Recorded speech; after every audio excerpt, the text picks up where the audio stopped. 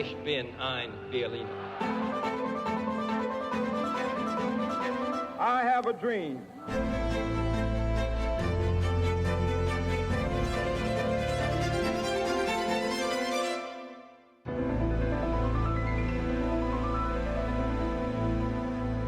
Olá, bem-vindos a mais um episódio de A História Repete-se, com Henrique Monteiro. Olá, Henrique. Olá, Lourenço. E comigo, Lourenço Pereira Coutinho. Antes do episódio de hoje, relembro que o livro A História Repete-se, escrito pelo Henrique Monteiro e por mim, já está em pré-venda nos sites das principais livreiras nacionais e que chegará às livrarias no dia 22 de outubro. Na próxima semana daremos novidades sobre a apresentação deste livro, para o qual estão desde já todos convidados. Hoje vamos falar sobre dois irmãos separados à nascença, Portocale e Galiza, e sobre o que os uniu e separou ao longo da história. O Expresso tem uma nova subscrição que lhe dá acesso completo ao The New York Times, com atualidade, jogos, culinária e muito mais. E ainda aos conteúdos exclusivos da SIC Notícias, incluindo o Direto Vertical, a nova e inovadora emissão que se adapta ao seu smartphone. Subscreva em expresso.pt/digital. Expresso. Liberdade para pensar. Quem visita no presente a região autónoma espanhola da Galiza encontra, por certo, muitas afinidades com o norte de Portugal, sobretudo com o Minho. A paisagem é semelhante, assim como as gentes, os monumentos, sobretudo os religiosos, e alguns costumes. Por sua vez, a língua galega, sobretudo quando escrita, é muito parecida com o português moderno. Quase dá a ideia, pois, que o Entre Douro e Minho e a Galiza pertencem à mesma unidade política e não têm fronteiras a separá-los. Foi o que aconteceu durante séculos. Por quase 1000 anos, entre os séculos III d.C., quando o imperador Diocleciano criou a Galécia como província da Espanha, até ao século XII, quando Portugal se tornou independente do Reino de Leão, Portugal e a Galiza estiveram quase sempre integrados na mesma unidade política, sendo que antes já tinham evoluído sobre as mesmas influências iberas e celtas. No século XII, o Entre Douro e Minho e a Galiza eram, pois, territórios de continuidade geográfica, política e cultural. Braga, por exemplo, tinha então muito mais afinidades, e até uma rivalidade acesa, com Santiago de Compostela que com Lisboa, Évora ou Silves. O que impressiona quem conhece o Entre Douro e Minho e a Galiza é, como afirmei há parágrafos atrás, que essas afinidades se mantenham tão presentes após tantos séculos de separação política. Historicamente, o que une e separa então o Entre Douro e Minho e a Galiza? E qual foi o seu passado comum? Como já referido, a Galécia foi criada no século III d.C., como província da Espanha romana. Então, era já uma região composta por povoados relevantes e que comunicavam entre si com uma cultura diferente, por exemplo, da dos lusitanos, esta assente na pastorícia, no espírito guerreiro e num maior isolamento das suas povoações. Quando foi criada, a província da Galécia foi dividida em 3 conventos, ou regiões: o Asturicense, com capital na atual Astorga, o Lucense, com capital na atual cidade de Lugo, e o Bracarense, o mais romanizado, com capital em Brácara Augusta, a atual Braga. Em 409 d.C., numa fase de desagregação do Império Romano, mas ainda antes da sua queda, a província romana da Galécia foi conquistada pelos suevos, povo de origem germânica, que então fundou o Reino da Galécia, ou Galiza. O Reino Suevo da Galiza, que teve a sua capital política em Brácara Augusta, ou Braga, atingiu a sua máxima extensão por meados do século V, no reinado de Rei Sila, 438 a 448, que conquistou Mérida, a capital da Lusitânia, e Sevilha, capital da Bética, passando assim a controlar todo o sul do ocidente peninsular. No entanto, a glória do reino suevo seria efêmera. Em 455 d.C., o visigodo Teodorico II, vindo da região de Toulouse, a Gália Narbonense dos romanos, invadiu a Península Ibérica e saqueou o reino suevo. Dada a escassez de fontes, mantém-se a polémica historiográfica se o reino suevo terá resistido como entidade relativamente independente até 585 d.C., a altura em que foi definitivamente conquistado e integrado no reino visigodo, então já com capital em Toledo.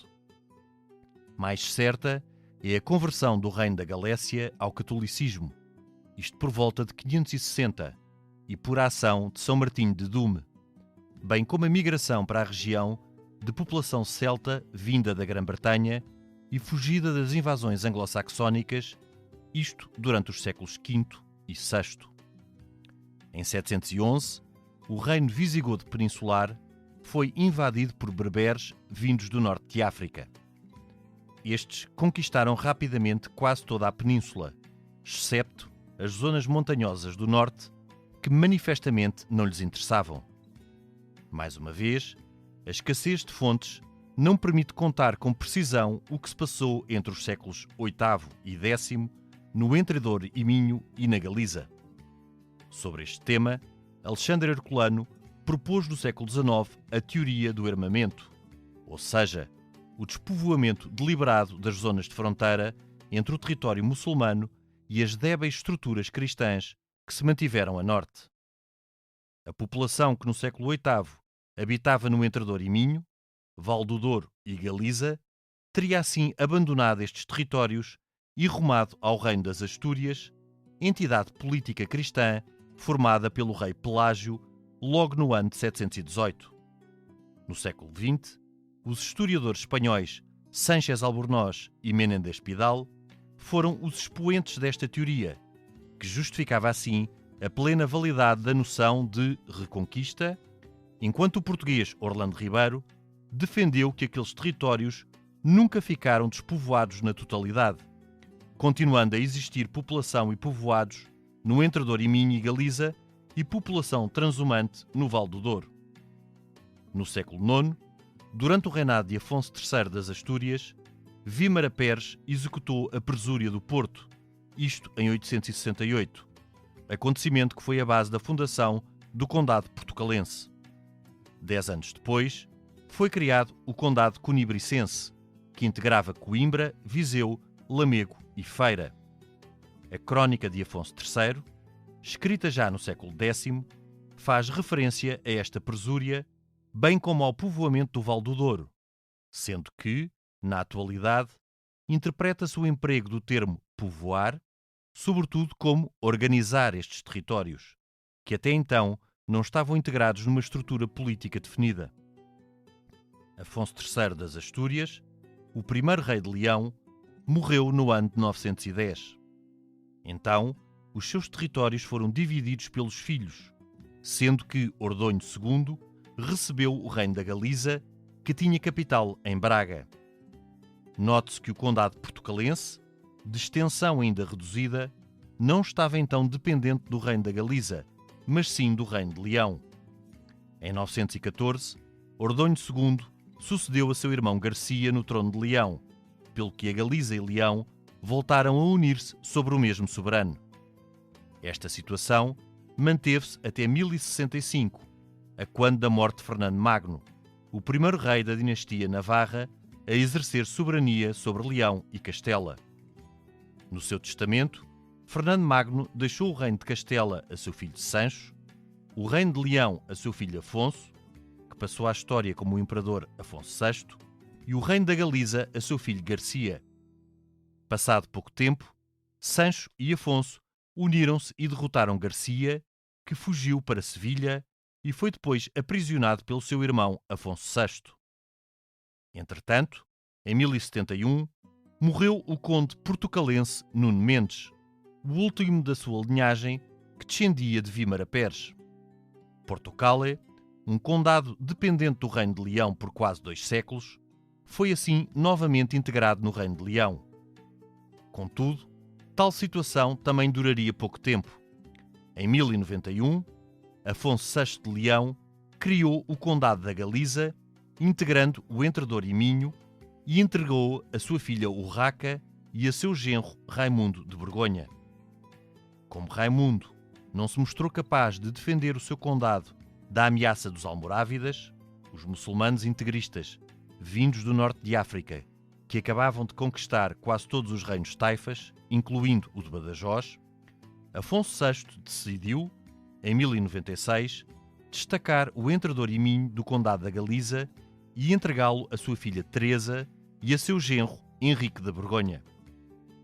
Tal como o Condado da Galiza, o recriado Condado de Portucale, então designado por Condado Portucalense, tornou-se uma espécie de embaixador na península da Abadia de Cluny, que fora destino de parte dos tributos pagos pelos reinos taifas antes de serem conquistados pelos almorávidas.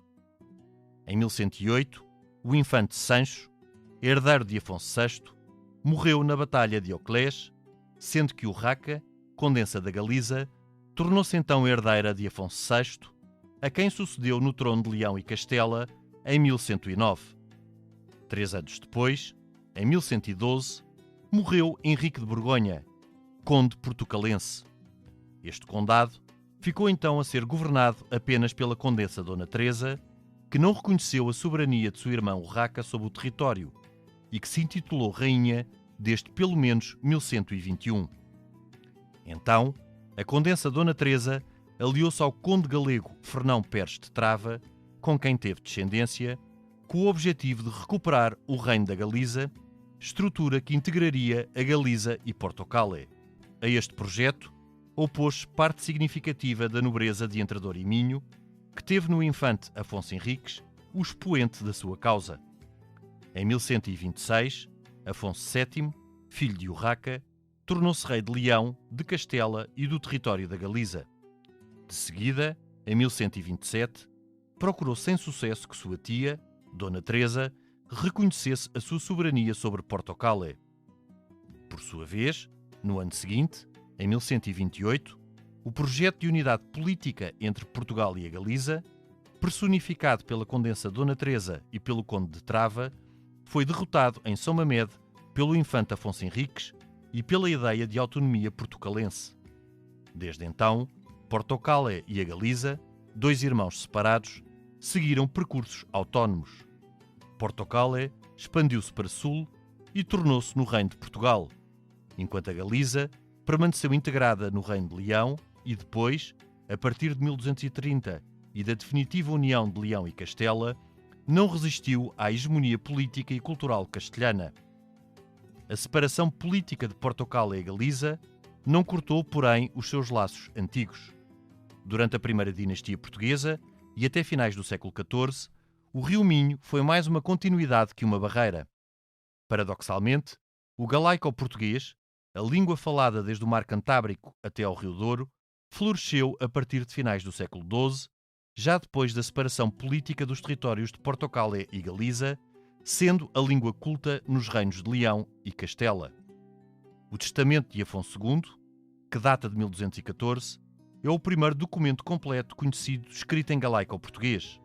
Décadas mais tarde, Afonso X, o Sábio, de Leão e Castela, e seu neto, o rei Dom Dinis de Portugal, expressaram-se literariamente em galaico-português. Já no século XIV, as famílias da alta nobreza galega, como os Castro e os Teles de Menezes, tiveram grande influência na política portuguesa. Por fim, a crise dinástica de 1383-1385 e a afirmação da dinastia de Avis marcaram o corte com estas afinidades políticas e culturais entre os dois territórios. O Reino de Portugal continuou o seu percurso autónomo e iniciou a etapa da sua expansão, enquanto a Galiza perdeu relevância numa estrutura política em que o elemento castelhano se afirmava sobre os demais. Daí decorreram muitos séculos até ao surgimento do nacionalismo galego, que data do século XIX, e que recuperou a língua galega, baseada no galaico-português medieval, e o interesse deste território pelo passado comum partilhado com Portugal, passado que hoje permanece evidente dos dois lados do Rio Minho. E Henrique, Isto também é uma realidade que tu conheces bem, a Galiza, e não sei se para ti sentes também o mesmo, que quando se chega à Galiza e quando, sobretudo na zona mais perto de Portugal, se sente uma grande afinidade e até uma continuidade e não uma fronteira. Sem dúvida, quer dizer, eu penso até que há uma continuidade superior àquela que há, digamos, do Mondego para baixo. Quando tu estás do Mondego para cima, e isto seja na Beira, seja no Douro Litoral, seja no Minho, seja até em Trás-os-Montes, há uma forma de ser, uma forma de cultuar religiosamente, as romarias, as feiras, os santuários, as igrejas, tudo isso é muito mais semelhante ao que se passa na Galiza do que propriamente aquilo que temos no sul de Portugal depois. E, portanto, quer dizer, não há dúvida que a Galiza e Portugal... Aliás, há uma coisa que é curiosa, não referiste, na União Europeia, onde se formaram umas regiões transfronteiriças para beneficiar aquelas coisas e tal, há uma região, euro-região, chamamos assim, que é Galiza, norte de Portugal. Sim. E, portanto, e bastante ativa, não é? Bastante ativa. Portanto, isso é reconhecido, digamos, praticamente por toda a gente, não me parece que há quem não o reconheça. Mas há aqui uma coisa curiosa, porque é que aquilo se chama Galiza, não é? Porque, como tu sabes, há uma Galécia, aquilo chamava-se Galécia em latim, e há uma Galécia na Turquia também. Sim. Isto tem alguma coisa a ver? Em princípio não tem, só tem a ver com uma coisa que era com o termo celta Gaul, G-A-U-L, que deu também os gauleses, e também aqui a gente começa a perceber que isto é tudo parecido, que eram celtas, mas que também tem a ver com outra coisa, é que o topónimo Porto, nos séculos da Alta Idade Média, do século V, VI, era conhecido por Cale, ao contrário do que depois se vende muito na historiografia portuguesa, que Portugal seria o Porto mais Cale, que seria Vila Nova de Gaia, ao sul do... Sim. Bom, seja como for, aquilo era conhecido por Cale. E Calécia pode advir, de facto, do Porto, o que ainda torna tudo mais confuso. E mais próximo. E mais próximo ao mesmo tempo, torna mais confuso, porque, como tu disseste, o Porto verdadeiramente só foi conquistado. Enfim, conquistado é uma palavra demasiado forte. Presúria. Para uma presúria. Pelo Vímara Pérez, que vem de Guimarães. Aliás, é por isso que as pessoas de Guimarães chamam vimaranenses, porque são da terra de Vímara. E isso é mais tarde do que a própria existência da Galiza como entidade autónoma ou independente ou diferente. E é obviamente óbvia a influência celta, sendo que depois as grandes diferenças, por exemplo, do que se passa para outras regiões, é que esses celtas se misturaram com a população autóctone, que era hispânica e que era os iberos, não é? E dá os celtiberos. E dá os celtiberos, e que depois todas essas tribos, de que os lusitanos eram uma delas, de que já aqui também falámos num dos episódios, que era da civilização castreja, essas coisas. São romanizados. E aqui é um ponto também importante. Há um ponto depois, isso é verdade, mas há um ponto tão importante como esse, pelo menos, digamos, que é o facto do Reino Suevo, que aqui foi falado, e que era, na verdade, a Galiza mais o norte de Portugal, não é? Ser católico romano, ao contrário do reino visigótico, que era da heresia ariana. Exato. Quase até ao fim, quase até à invasão árabe, não é? À invasão moura, como a gente chama. E essa diferença também traz em si mesmo uma diferença depois na forma do culto e da forma da forma de viver a religião e aquelas romarias e procissões que no norte são muito diferentes. E onde Braga, na altura, até antes de Santiago de Compostela, que Santiago de Compostela é do século IX, e aqui Braga é muito anterior, e no tempo do Reino Suevo era fundamental. Capital, aliás, a conversão é feita por um... Era a capital, na altura não havia bem capitais, mas enfim, era a cidade mais importante a nível político. E talvez as pessoas não conheçam duas coisas, ou não se lembrem de duas coisas que militam a favor da importância de Braga. Agora, são as seguintes. Primeiro, o arcebispo de Braga é o arcebispo primaz das Espanhas, quer dizer, é o primeiro dos bispos das Espanhas, Das sendo Espanhas. que a Espanha é a península. As Espanhas são o conjunto Sim. da península. A Espanha Essa é a no primeira. sentido até A segunda é esta. clássico. Braga é das poucas dioceses que tem um culto próprio. Porquê? Porque quando o culto foi unificado, todas aquelas igrejas católicas, ou cristãs católicas romanas, que tinham um culto próprio há mais de 100 ou 200 anos, podiam manter o seu culto próprio. E Braga mantém, e acho que faz uma missa por ano com esse culto. Não posso dizer quando, nem sei se é sempre no mesmo dia. E também não é assim tão diferente do resto para um leigo compreender imediatamente as diferenças. A diferença maior é que tem uma Ave Maria pelo meio, como tu sabes, a Ave Maria não faz parte do culto sim. da liturgia romana normal, tradicional, Sim. salvo no terço, não é? Mas quer dizer... Mas aqui essa continuidade e até, por um lado, a rivalidade, por outra continuidade, depois entre Braga e Santiago de Compostela é muito importante até para manter alguma unidade naquela zona. Exatamente. Porque, de facto, a religião, as próprias romarias, o culto, que são muito semelhantes de um lado e do outro do Rio Minho, faz, de facto, sentir ali um elemento cultural de continuidade. Sim, mas Santiago, como tu disseste, foi no século IX, não é? Porque Braga teoricamente descoberta a sepultura de São Tiago. O Santiago nunca esteve na Península Ibérica, quer dizer, é uma coisa que isso aí é praticamente aceite mesmo pelos maiores fanáticos de Compostela, e eu devo dizer que eu acho a peregrinação a Santiago e todas essas, e a própria Catedral de Santiago de Compostela e tudo isso, mas coisas fantásticas, magníficas. É uma coisa quase transcendente. É uma coisa transcendente, é uma coisa que forma a Idade Média, e forma a Idade Média de França a Portugal e à Espanha, claro. Forma e une. E são aqueles caminhos de Santiago, aquilo é brutal. Mas quer dizer, é inventado. Também me parece. Em Braga também temos um santo, mas é menos importante, que é o São Martinho de Dume. Mas o São Martinho de Dume foi importantíssimo. Existiu e teve uma importância política enorme. Porque foi ele que converte os suevos ao catolicismo. Exatamente. E, portanto, Henrique, mas eu ia só um bocadinho atrás, até para marcar aqui uma mais distinção. Para trás é pré-história. Não, mais para trás do Reino Suevo, ainda no tempo romano. E no tempo romano, a província da Galécia, que é uma província da Espanha romana... Exatamente, a partir do século IV, salvo erro, terceiro. Sim, terceiro.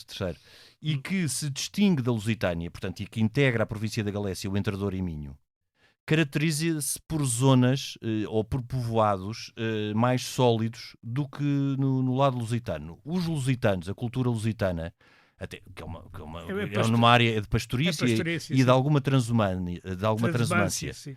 Portanto, uma maior errância e de uma menor fixação das populações. Portanto, há diferenças entre estas duas províncias romanas, entre a Lusitânia, que tinha a capital em Mérida, e a Galécia, sendo que a Galécia integrava na altura o Entre Douro e Minho e a atual Galiza. Portanto, que estiveram durante estes séculos juntas numa mesma unidade administrativa. Não era uma mesma unidade política, porque tudo fazia parte da Espanha, mas era numa mesma província. E dentro desta província da Galécia existiam zonas mais romanizadas e menos romanizadas. E a parte de Braga, portanto, a parte do Minho, era das mais romanizadas. Aliás, porque o que passa a ser rival de Braga, que é Santiago de Compostela, e que hoje, curiosamente, é a capital da Galiza, da autonomia da Galiza espanhola, da Junta da Galícia, que é Santiago de Compostela. Compostela é uma cidade que se constrói à volta do mito, da própria catedral, porque aquilo que Compostela quer dizer campo de estrelas, não quer dizer mais nada. Sim. E Santiago, por causa do É um bocado, de certa forma, como Fátima. Fátima é uma povoação, quer dizer, salvaguardando as distâncias. Mas, salvaguardando as distâncias, é uma cidade, hoje em dia não sei se é cidade, mas enfim, é uma povoação bastante cresce grande à volta do santuário. Do fenómeno. E do fenómeno e do santuário. E ali também. E das peregrinações. Ali também, mas aquela levou 1000 anos de avanço, portanto está maior. E curiosamente, dentro daquilo que são as províncias espanholas, a Galiza tem 4 províncias e nenhuma delas é de Santiago. Pois. Santiago faz parte da província da Corunha. As 4 províncias galegas são a Corunha, Lugo, Ourense e Pontevedra. E é curioso porque a capital depois não é nenhuma das capitais de Mas província, Santiago. mas porque Santiago tem de facto uma atratividade não só religiosa, turística, histórica, mitológica e tal, porque é absolutamente... Sim, tem um peso cultural e peso histórico cultural que nenhuma enorme. outra cidade galega tem. E Braga é pena, embora Guimarães e Braga se tenham vindo a desenvolver também deste ponto de vista como cidades importantes num período, em vários períodos. Braga hoje é a terceira maior cidade do país, de longe. De longe quer dizer que fica longe da quarta, não é? Sim, Nem sim. se sabe muito bem qual é, porque se é Coimbra, se é Leiria, se é Setúbal, se é... Não, e Braga outra também é uma qualquer. cidade de uma grande riqueza cultural. Mas Braga tem uma riqueza enfim, que começa a ser um bocado reconhecida, mas que é pouco reconhecida em relação à importância que tem, como Guimarães, sendo que Guimarães teve, quando foi capital europeia da cultura, teve aquela, não direi reconstrução, mas aquela... Não foi nada reconstruído, foi embelezado, aquele embelezamento e aquela coisa que tornou o centro de Guimarães uma coisa também extraordinário. verdadeiramente extraordinária, que toda a gente lá devia ir para... Sim, mas tem a ver também com o facto de Santiago ser um local de peregrinação e de Braga não o ser, por exemplo, neste caso. O que faz toda a diferença depois em termos até do que é o impacto na atualidade. Devia-se organizar uns milagres importantes para o São Martinho de Dume. Para Pois, se tornar... foi provavelmente o que pensaram no século IX. Deve ter sido. Mas agora, voltando depois, a agricultura nos dois sítios é muito semelhante, é de minifúndio. Pois. O sítio onde se guarda os cereais, os espigueiros, canastros, como lhe queiras chamar, são iguais. Sim, as eiras. As eiras são iguais. Quer dizer, tudo isto é muito semelhante. Ou seja, o rio não foi uma barreira física e política intransponível. Nem sequer o Douro, que é muito maior do que o Rio Minho, não é? E que é o segundo maior rio. É o segundo maior rio de Portugal e penso que é o terceiro maior rio da Península Ibérica. Quer dizer que é um rio grande, portanto, o Rio Douro. Também não foi propriamente aí Henrique, que nem o fez Tejo. a fronteira. O Tejo acabou por ser uma linha de fronteira e de defesa nos primeiros tempos da nacionalidade, do século XII. Sim. Mas todos estes rios podem, consoante politicamente as estruturas vão evoluindo, serem fronteiras ou serem zonas de continuidade. Sim, e aqui entra num outro campo, que é o de perceber, e avançando aqui um bocadinho já do Reino de Suevo para séculos mais próximos da fundação de Portugal, até que ponto é que aquela zona, durante o tempo da conquista muçulmana, depois aos suevos também, como falámos aqui na introdução, seguiu-se o reino visigodo e o período visigodo em que grande parte da península foi unificada sob o poder visigodo, existindo a polémica até que ponto é que esta zona dos suevos mantiveram ou não alguma autonomia. Há poucas fontes que o permitam comprovar. Sim, mas eu de forma fidedigna. Eu penso que religiosamente é mais ou menos seguro que mantiveram a diferença religiosa, que aliás era mínima, porque os outros também eram cristãos. Sim. Que era mínima, mantiveram a autonomia religiosa como cristãos romanos e não cristãos arianos. Mas, existiram ali fatores distintivos, mas eram coisas... Mas são coisas que, enfim, não são... Agora... Acho que o povo não as entendia. Pois. Agora, a grande controvérsia, ou a controvérsia que atravessou todo o século XX, sobretudo a primeira metade do século XX, foi a de que até que ponto é que estas zonas, sobretudo a zona do Val do Douro, mais até aqui que o Minho, mas a zona do Val do Douro, ficou ou não completamente despovoada a quando da conquista árabe. O que eu tenho grande dificuldade em aceitá-lo, porque isso significa uma recolha da população toda para o reino de Oviedo e de Leão. É quase impossível. Henrique, isto obviamente tem um fundamento ideológico e político. Tem, espanhol. Era justificar espanhol e justificar a ideia de reconquista. Exatamente. E não de conquista. Pois. Porque a reconquista todas estas povoações eram católicas, todas elas fugiram e se agruparam em Oviedo e no Reino de Leão, e todas elas vieram daí novamente para reconquistar o território. A gente já falou muito disto, e se calhar nem vale a pena estar a perder muito tempo, mas isto é ver a história de há 1000 anos, ou de há 1000 e tal anos, com os olhos de hoje. Ou seja, quer dizer, quando a gente diz os visigodos dominaram a península, bem, mas não havia, por exemplo, a gente chega ali, sei lá, diz lá uma palavra, uma terra ali, um concelho ali do Val do Douro, Castelo de Paiva, Rezende, Sim. por aí fora. As pessoas aí, não havia lá visigodo nenhum, eram as mesmas pessoas do costume, Claro. digamos. Havia os agricultores do costume, os estabelecimentos do costume. Exato, é que aí é que está, é que Pois. estes invasores, todos eles, tanto os Incluindo os árabes, suevos, exatamente. como os visigodos, como os árabes, Exato.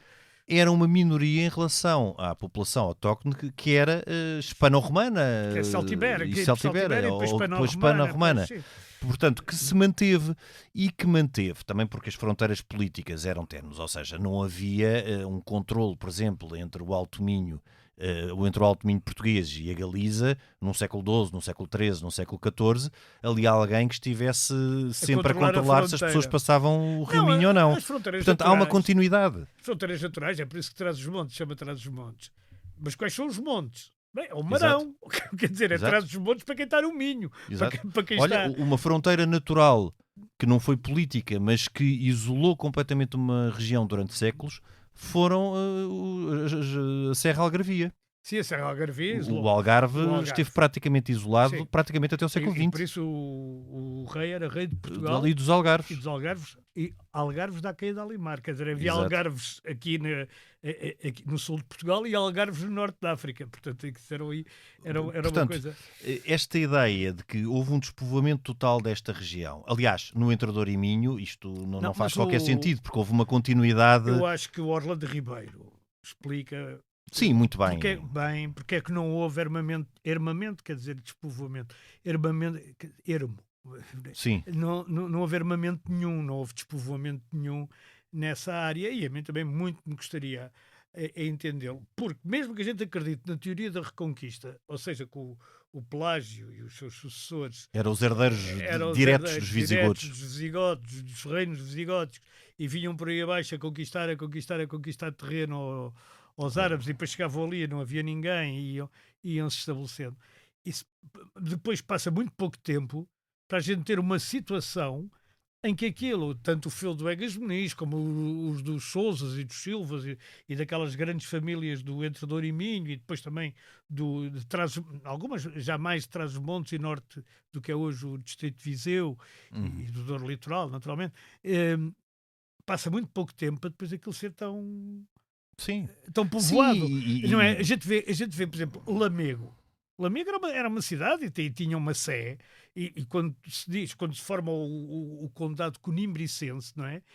Ele integra Viseu e Lamego. E Lamego, Quer exatamente. dizer, Lamego, não sei quantos anos tem de polo malha urbana importante, mas quer dizer, tem mais de 1000 seguramente, quer dizer, como Viseu tem de certeza. E Braga é logo um caso paradigmático. Braga não foi abandonada, de nunca certeza. pode ter sido abandonada Braga, nem Guimarães. Nem Guimarães. Nem Não. uma série de... O que existia, sim, era uma tradição no Val do Douro e nessas zonas de Beirãs e de Trás-os-Montes, que é uma tradição que já vinha do tempo dos romanos e anterior ao tempo dos romanos, de uma maior transumância. Sim. Portanto, existindo uma transumância, existia uma população, que era uma população já na altura de origem hispano-romana e depois relativamente misturada com os suevos e com os visigodos, que errou por ali, mas errou no aspecto de manteve essa transumância. Obviamente que a população poderá ter-se reduzido nesta fase e os polos urbanos também.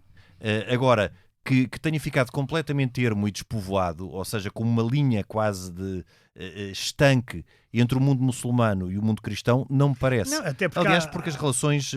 Há fontes sobre as tomadas, as presuras de Lamego e as perdas de Lamego em relação, por exemplo, aos árabes. Que são para aí 11 vezes. Sim. Que é uma coisa brutal. Então, se estivesse desabitado não faria sentido. Se desabitado não fazia sentido. Quer dizer, e mesmo em Viseu não houve tanto, mas depois, quando a cristandade, digamos, se instala ao norte do Mondego, e na verdade, curiosamente, o Mondego acaba por ser uma fronteira natural. Durante muito tempo foi uma zona de fronteira. Durante mais tempo do que o próprio Douro, ou com o Minho, ou com outro rio qualquer até maior que o Mondego. Aí, por exemplo, a gente depois vê também a situação aí sim, quer dizer, há quase um armamento entre o Mondego e a zona de Leiria, ou ali Sim, as zonas mais a sul, sim. Mais a sul, quer dizer, há pouca gente, mas mesmo assim Soure foi um ponto importantíssimo de conquista e reconquista e não sei o quê. Tudo isto era muito dinâmico e menos estanque do que... E, sobretudo, mais uma vez, as pessoas estavam lá, independentemente de quem mandasse fosse cristão ou muçulmano. Para elas era mais ou menos, Claro. no dia seguinte iam cavar.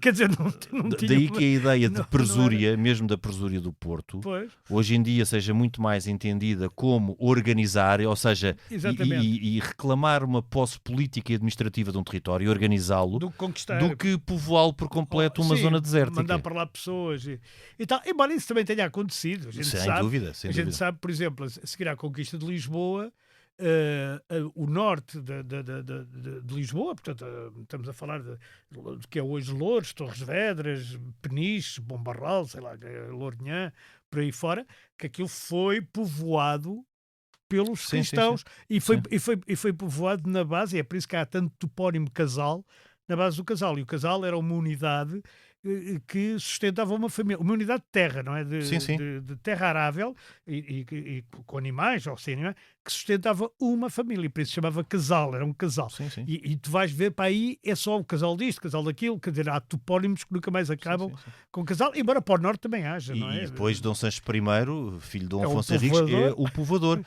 exatamente com essa mesma noção. Pode ter Sim, construído mas esse mais para o sul. mais depois. para o sul, pode ter construído ou pode ter fundado algumas estruturas, mas basicamente também o que fez foi organizá-las ou reorganizá-las. Mas repara na diferença. Eles aqui povoam, entre aspas, ou fazem os tais casais e não sei o quê, com francos.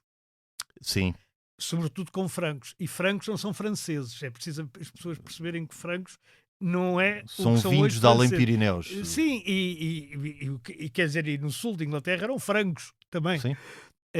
Na Com altura eram normandos, sim. Eram normandos, mas eram francos, quer dizer, eram conhecidos por francos, não é? Sim. E enquanto no Entre Douro e Minho e naquela zona norte de Portugal não são francos, são mesmo celtiberos, são Sim. mesmo pessoas Sim. de lá. E é por isso, essa diferença, embora hoje esteja totalmente desbatida, até na língua, até porque a televisão veio dar cabo entre Sim, aspas, destes regionalismos ou acabou com os particularismos. regionalismos e com os particularismos. Mas, na verdade, a minha sogra era espanhola. Era espanhola? Não, era galega. Também era espanhola. Era galega e espanhola, sim. Ela, nascida em Lugo, até, que era a capital, A capital. capital da Galiza mesmo, na altura. Na altura não que ela nasceu, mas na altura em que a Galiza era independente. A verdade é que por exemplo, e a minha família é de Viseu, e o meu pai dava-se lindamente com a minha sogra, porque tinham palavras comuns e coisas comuns de Sim, infância, brincadeiras, não sei o quê, tradições. O que é extraordinário em estruturas que estiveram politicamente separadas durante quase 900 anos. Isso é que eu acho absolutamente extraordinário. Mas estiveram separadas, mas também não estavam assim tão separadas como isso. Exato. E porquê? Exatamente. Porque lá está, voltamos à coisa.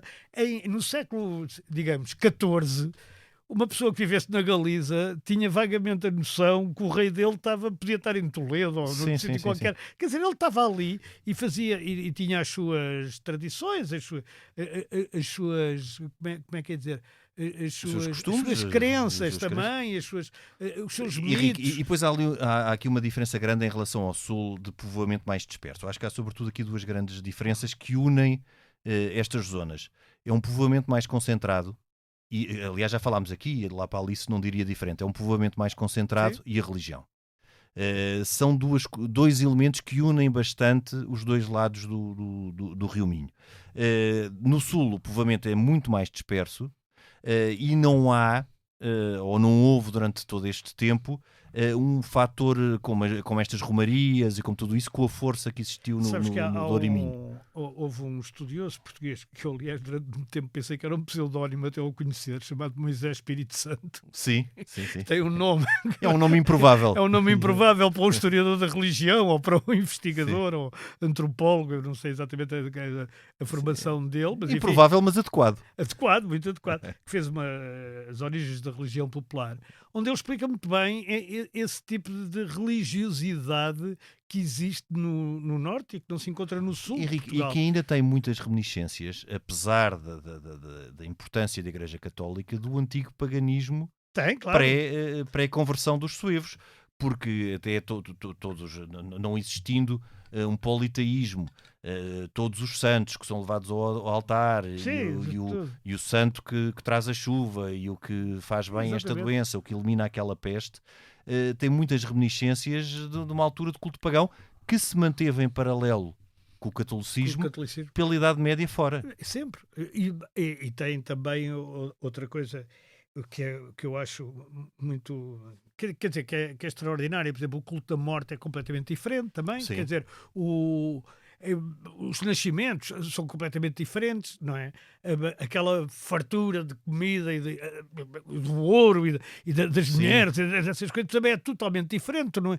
Quer dizer, isso praticamente não se encontra no Sul. Não quer dizer que fossem mais ricos no Norte, não eram, mas quer dizer, mas tinham tradições que são completamente diferentes. Costumes bastante diferentes. Exatamente. E agora, tu repara, isto é tudo tão diferente, que o primeiro rei de Portugal, manifestamente o Afonso Henriques, não é?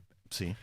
Mesmo não havendo tratado de Zamora, não há dúvida que ele foi o primeiro rei de Portugal. Sim, não há dúvida. E o Dom Afonso Henriques, ele era filho de um homem, do Dom Henrique, que tinha vindo da Borgonha. Sim, de um franco, portanto. De um franco, que era da abadia de Cluny, e de uma... leonesa, que era... Portanto, quer dizer, eles tornam-se reis do Condado Portucalense e não há... Sim, aliás, porque mesmo é interessante, porque o reino da Galiza foi efêmero. Existiu no século X, depois da morte de Afonso III. Com os Garcias. E mais uma vez, também já falámos várias vezes neste programa, de muitas vezes estas diferenças depois e esta criação de novos reinos, estas divisões de reinos, eram mais resultado da partição da herança de um rei do que propriamente grandes diferenças culturais ou históricas entre os territórios.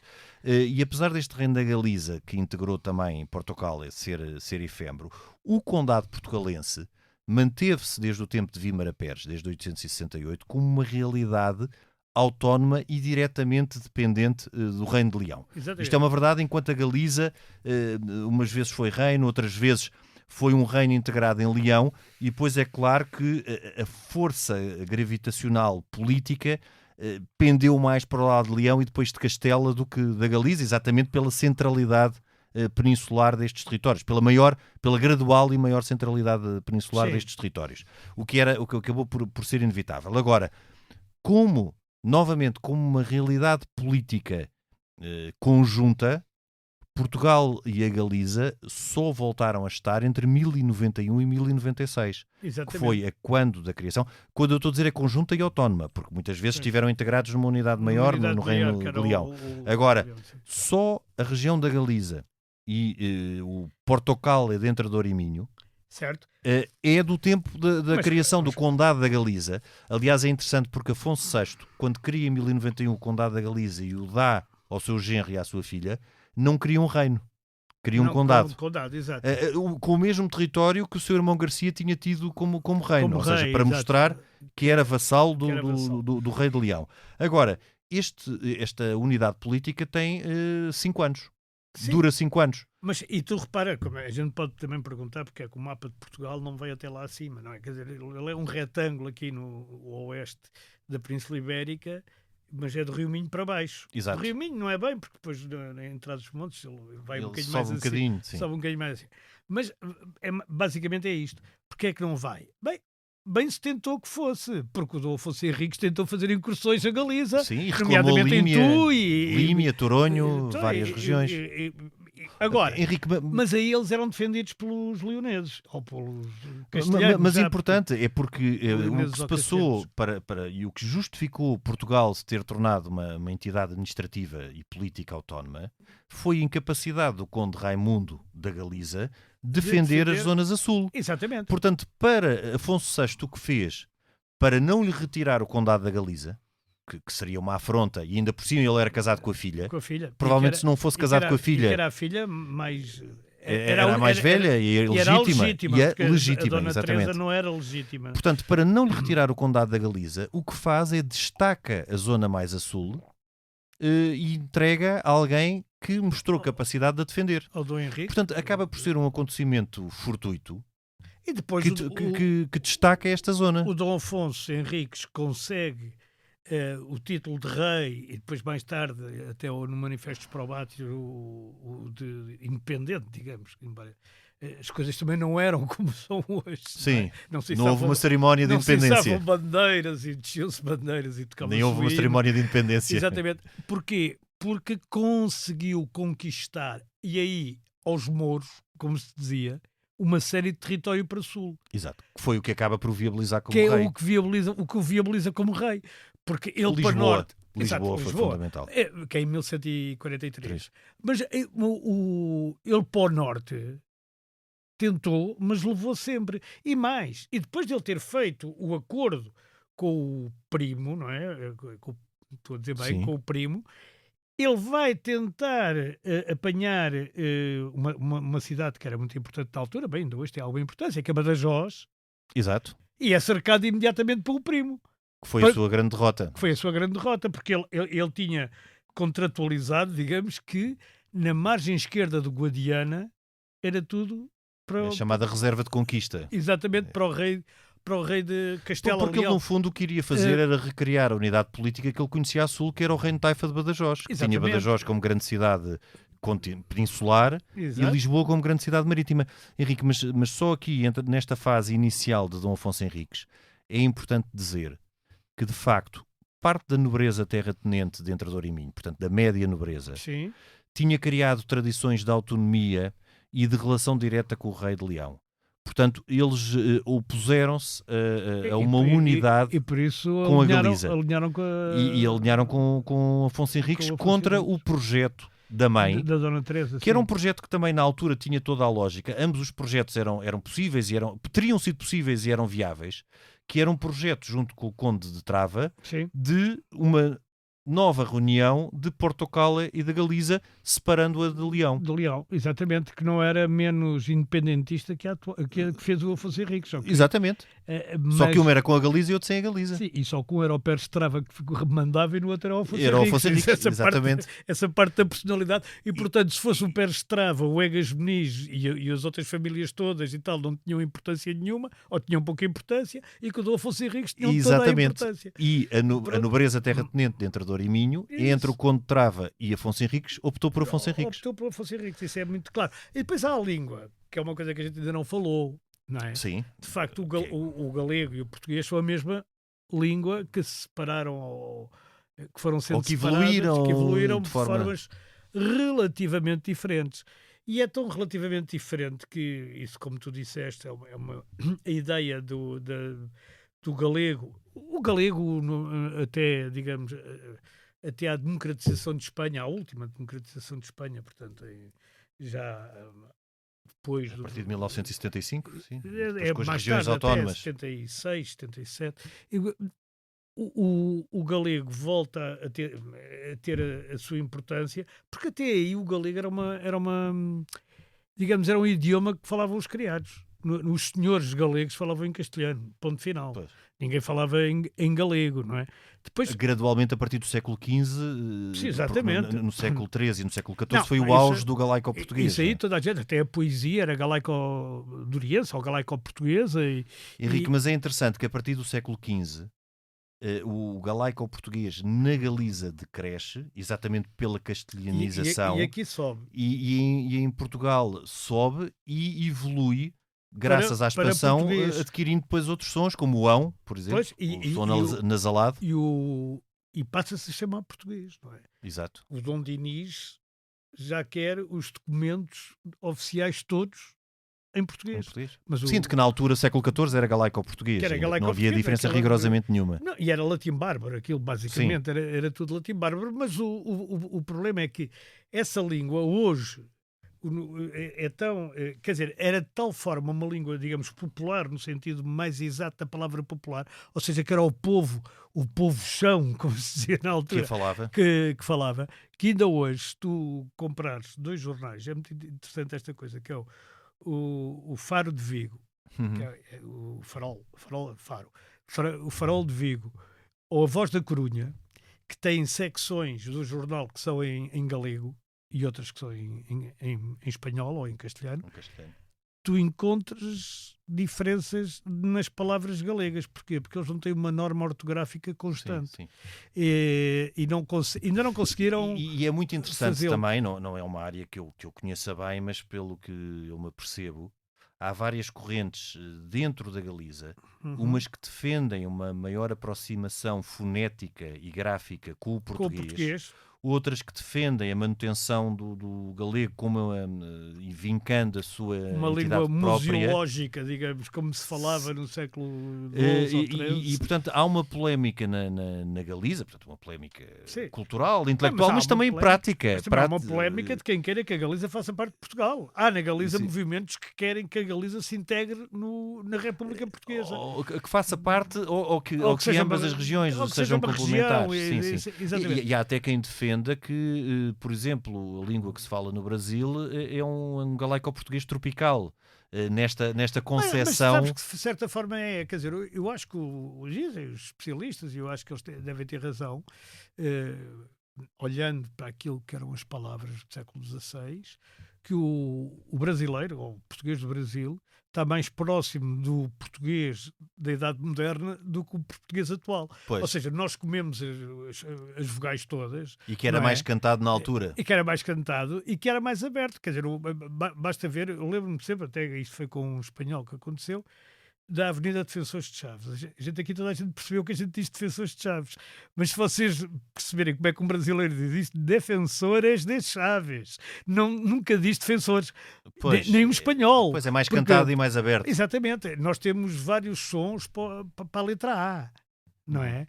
E há uma coisa que os professores, enfim, de português em Espanha explicam logo, que é os vários sons. Por exemplo, na palavras simples, amanhã, em português, tem 3 sons de A. Tem A, Sim.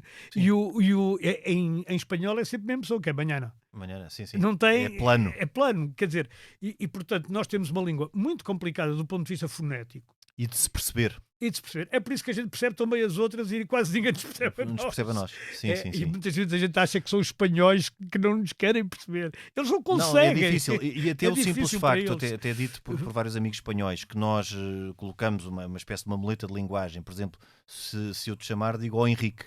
Pois, Quando o teu nome é Henrique. pois. E eles diriam Henrique. Sim, claro. E só o ter o O, que é como eles chamam ao Porto, porque julgam que nós Pois. lhe chamamos ao Porto. Não, é o Porto. Porto, Só que nós pois. temos o Porto. Pois. E Vou ao e ou Henrique ou Lourenço não faz uma associação direta com Henrique e com Lourenço, não é? Portanto, há depois questões. E depois o ão, não é? Que nós Sim, adquirimos mas também. o on é on em espanhol, mesmo Aliás, em castelhano. João, como se escrevia em galaico ou português, como se escreve no galego e no português arcaico era João, com AM, Pois. enquanto no castelhano é AN, Juan, E com U. sim, e com U, E com exatamente. U, E que Juan. no nosso evoluiu com o som E nasalado. com o J é aspirado, é Juan. Juan. Juan é como todos os Hs em espanhol dão Fs em português, como a harina, com farinha, não é? Sim. E tudo, cá há imensas... Ou seja, foram séculos de evolução distinta, que mesmo assim não invalida, que sobretudo quando se escreve, portanto não há esta questão de nós ao comermos as palavras é algo que não se nota na escrita, como é óbvio, Claro que não. que na escrita torne muito, muito semelhante duas línguas e duas culturas que, com algumas diferenças que existiram, mas também pelos acasos da história, evoluíram em estruturas políticas diferentes. Sim, isso é verdade. Porque em escrito, que são muito poucas as palavras, que ainda há bastantes. Mas, talher, por exemplo, que quer dizer oficina. Sim. Quer dizer, tu lês talher em coisas e nunca chegas à conclusão que é uma oficina, a menos que vejas que é uma oficina. Olha, e nunca se pergunte, quando se está em Espanha à procura de um sítio para pôr gasolina, para se pôr gasolina, onde é que há uma bomba? Sim, pois. Não é? Tem que se perguntar onde é que há uma gasolineira. Sim, porque uma Porque bomba é perguntar literal. de onde há uma bomba, eu uma vez perguntei isso É literal. nos arredores de Madrid. E vai lá, e não tens perguntado à portuguesa mesmo uma boemba. Uma bomba. Foi E uma a pessoa sorte. fica um bocado assustada a olhar para mim. É verdade, mas isso... Mas enfim, são estas Sim. diferenças que também têm a sua graça. a sua graça e no fundo são tão grandes, mais ou menos como o Flamengo para o alemão, Só que a gente acha o Flamengo e o alemão praticamente iguais porque não percebemos Porque nenhuma. não percebemos nenhuma deles.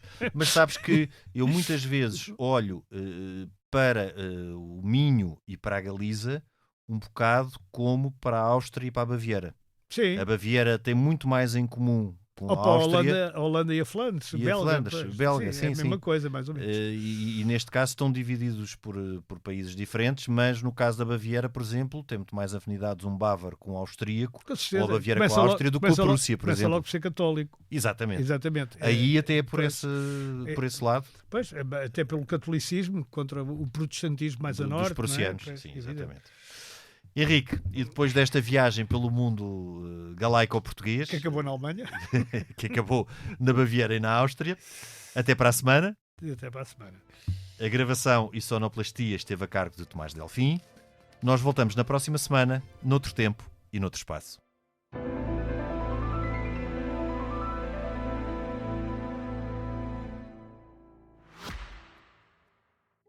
O Expresso tem uma nova subscrição que lhe dá acesso completo ao The New York Times, com atualidade, jogos, culinária e muito mais. E ainda aos conteúdos exclusivos da SIC Notícias, incluindo o Direto Vertical, a nova e inovadora emissão que se adapta ao seu smartphone. Subscreva em expresso.pt/digital. Expresso. Liberdade para pensar.